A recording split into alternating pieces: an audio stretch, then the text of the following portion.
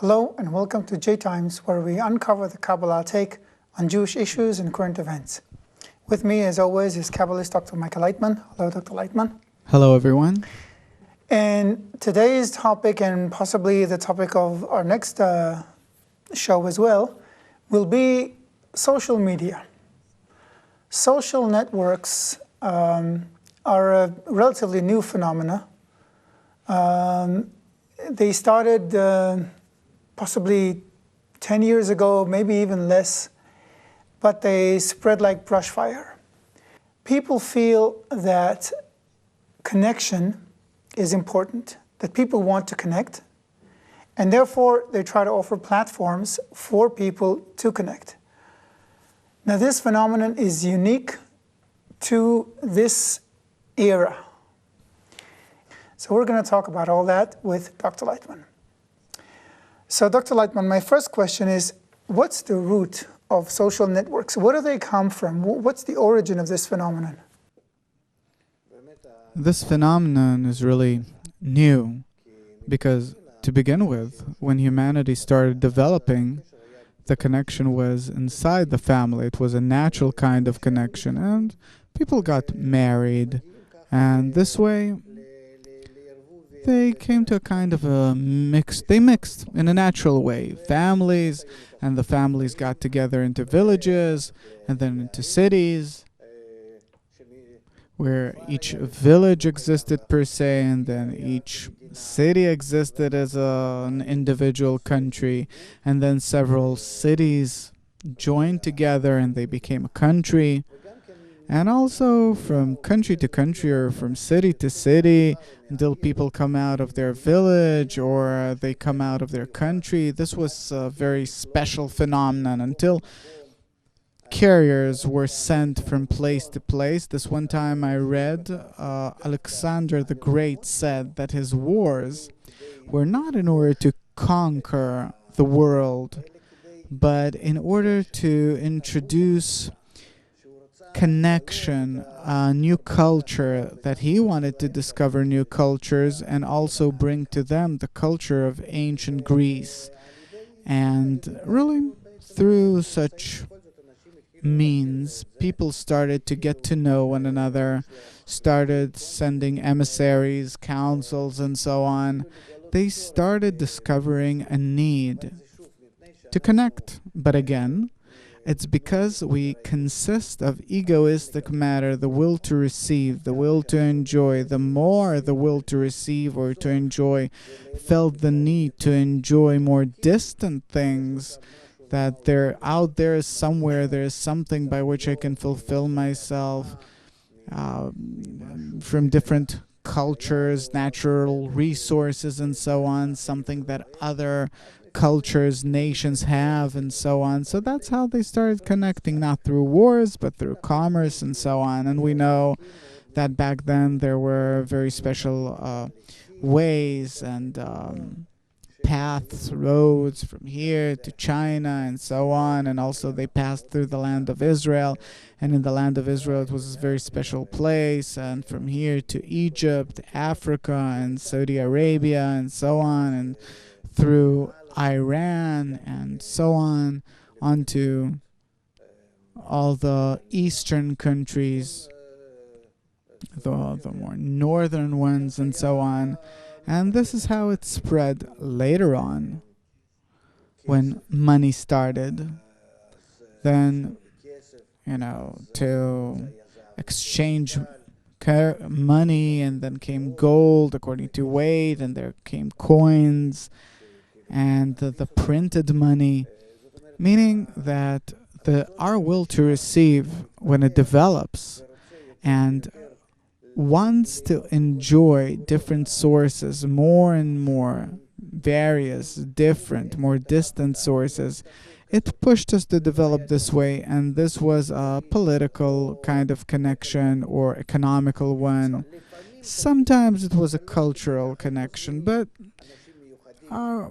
that was more rare. Like there was a famous architect who built a famous castle, so I invited him to build one for me too. So it wasn't a connection between people, but between the highest, most class Yes, in those days, actually those who were connected to other peoples were either people in governance or traders or something like that. But the ordinary Joe wasn't connected to anything. He probably never left his village.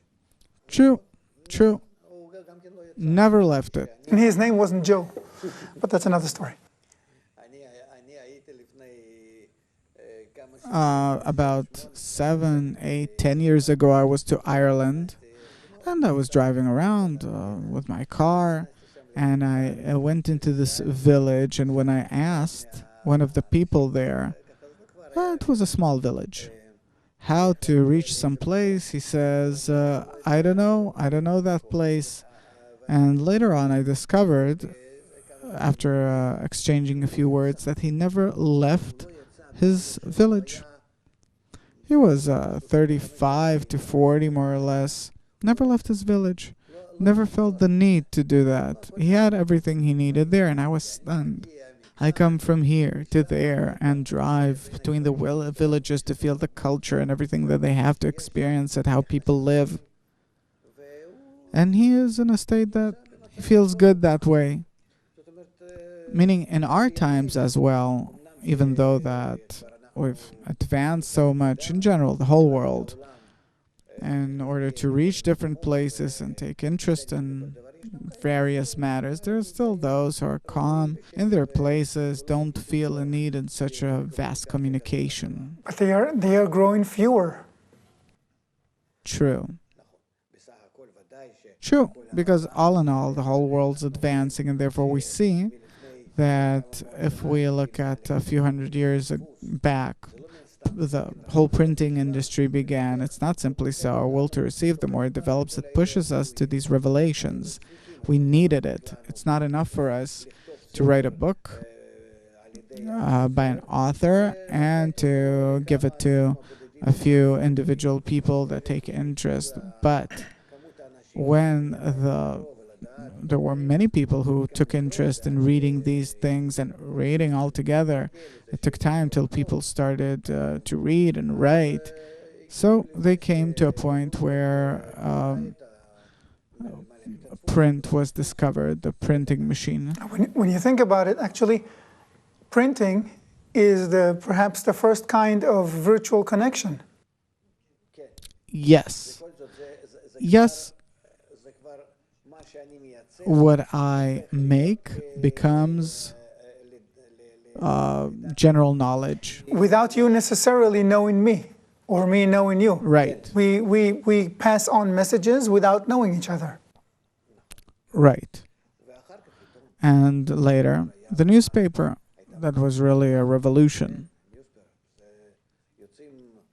You go out into the street and give it to plenty of people, meaning plenty of people know how to read. They're interested in the news, meaning there's already a deficiency inside the person about what's going on around me or a bit further away and closer, and he's interconnected and connected to his environment, politics, culture, all that's going on. And we see how it really was until it developed worldwide and until it reached the entire world. We see that till it came to Asia and South America. Also, it was to very special people, the elites.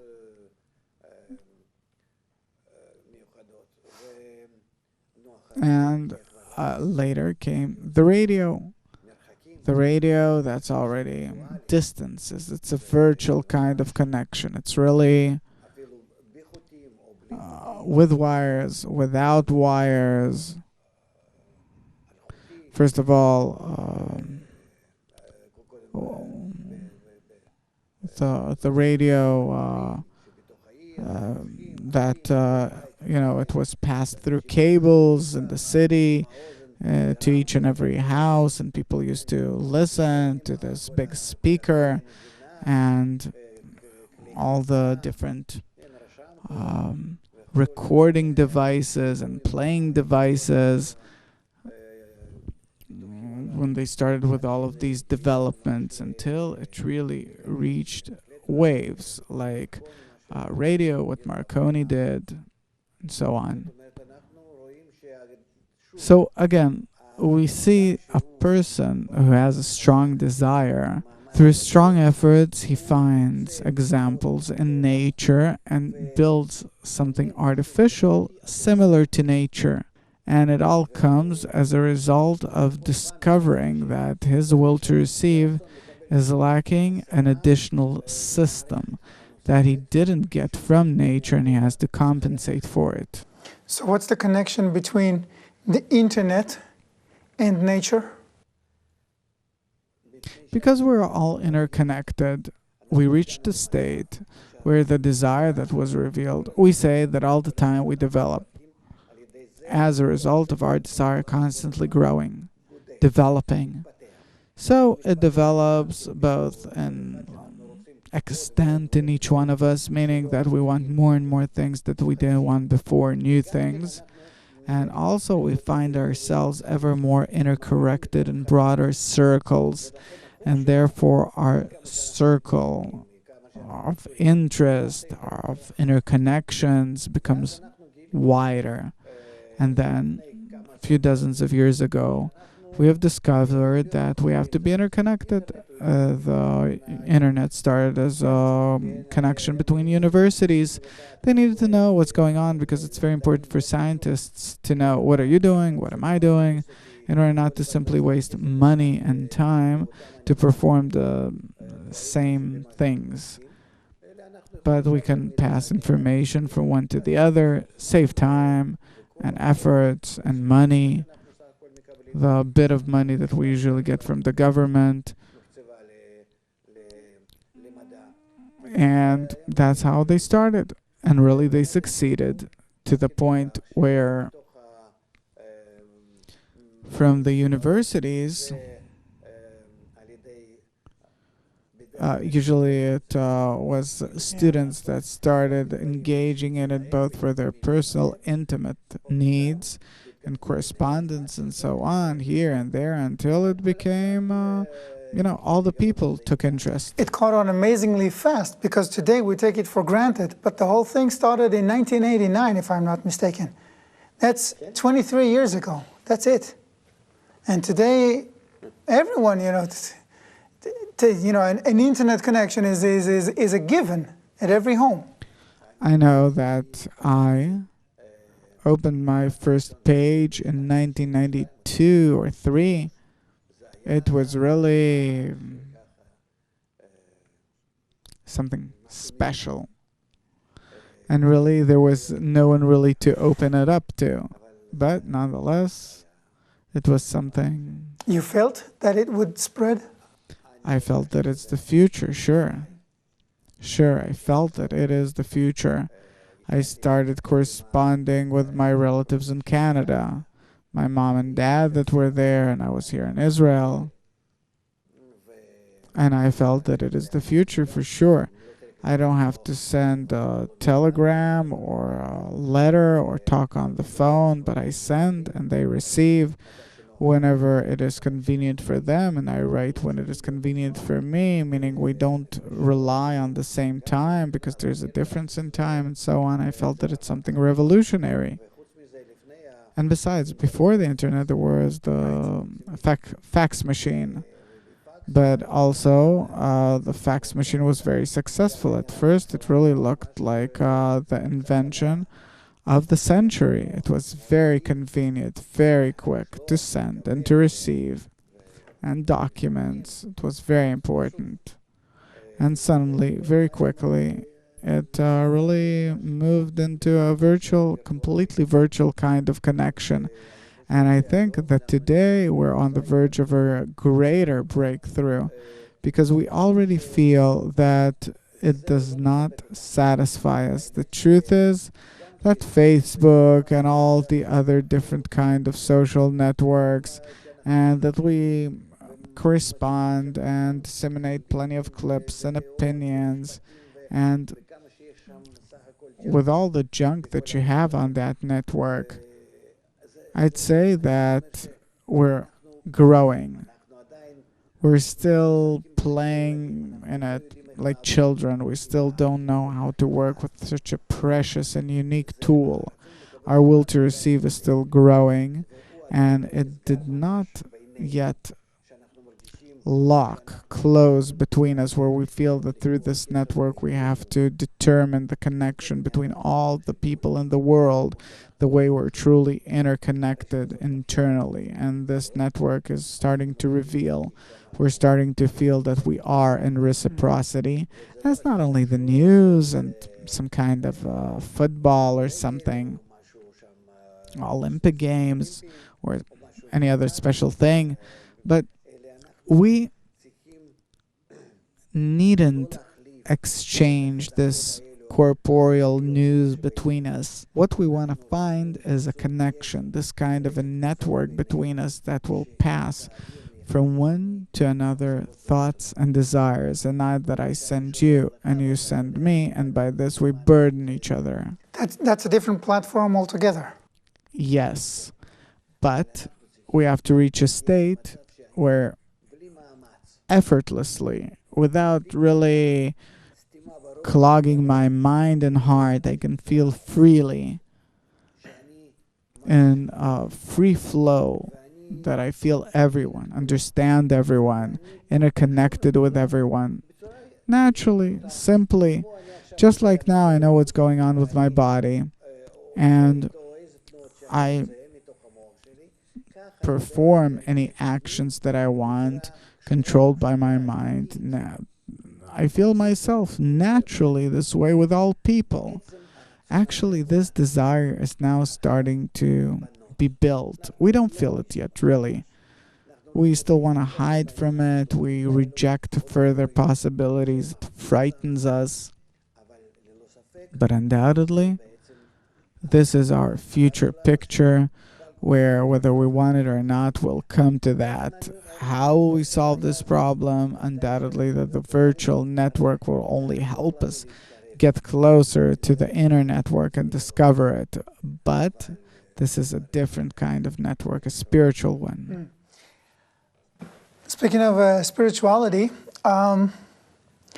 many, if not, well, most, I think, of the people who either started or own or started and own the social media, like Facebook or Google, MySpace is an exception, but most of the people who are in charge of social media today are Jews. What is it that, what special characteristic is it about Jews that makes them initiate such platforms and really master them so well? It's natural, specifically because we're more interconnected than anyone else and before anyone else, in an inner network between us, all of the Jewish people, and the whole world is less connected. Jews are connected. Yeah, it's really true. But the Jews don't feel it. They don't feel it, but that's how it is. There are many things in nature that I don't feel, but it's there and I'm part of it, even though that I don't feel it. Okay.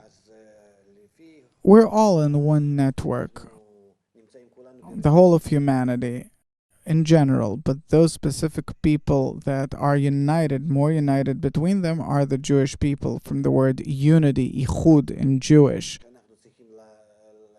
It comes from the word Yehudi, Yichud, and we have to reach that higher level of connection, the spiritual connection, and as a result we're more sensitive to all the innovations. In general, or specific towards innovations in connections? Yeah, but connection is actually the basis of all the innovations in the world. And so,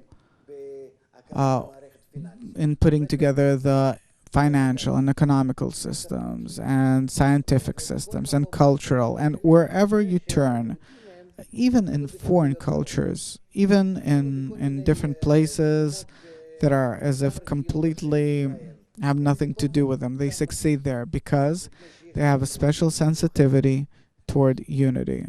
They feel what's possible to achieve through connection because they have the preparation for connection as a result or from nature.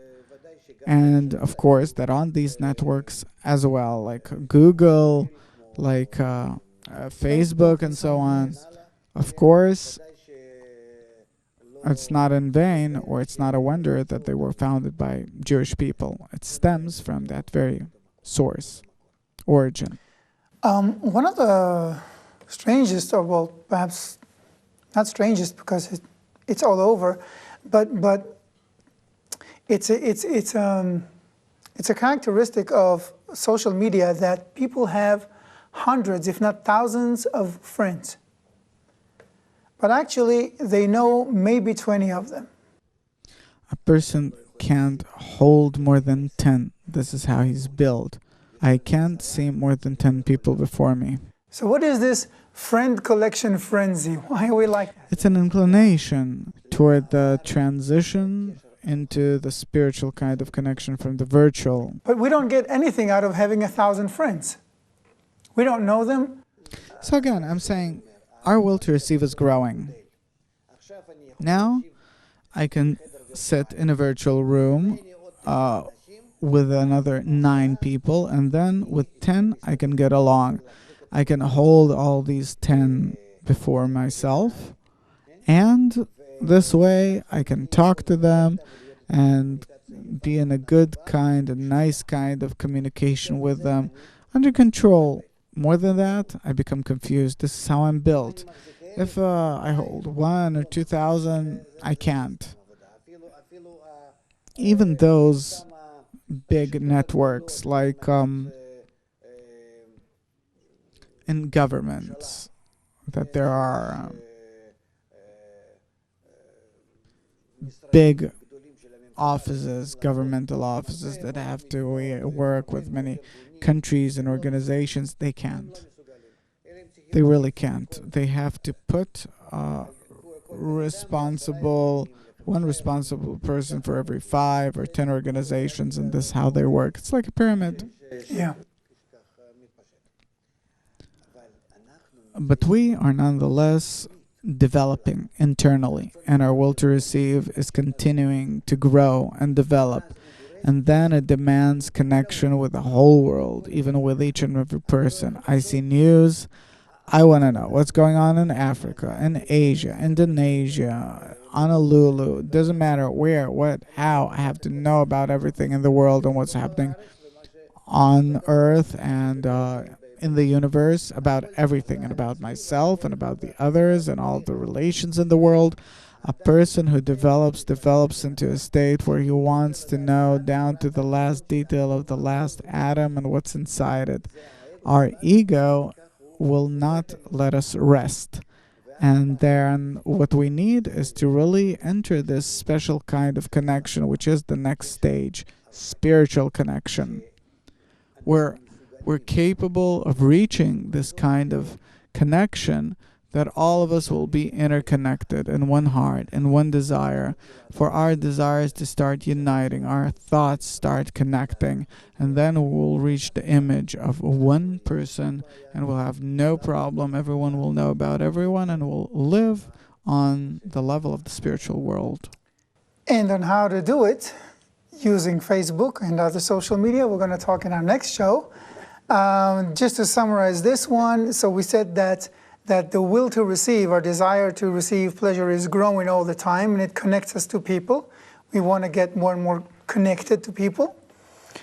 So we eventually invented the internet as a means of connection again. And the reason why it usually happens through Jews is because we're all connected, but Jews are more connected than everyone else. And now the reason why we have so many friends is because we want to know every single person on earth. So we're going to talk about how we implement that internal connection on our next show. Thank you very much, Dr. Laitman, for being with us. Thank you. And we'll see you on our next show. Until then, all the best and bye.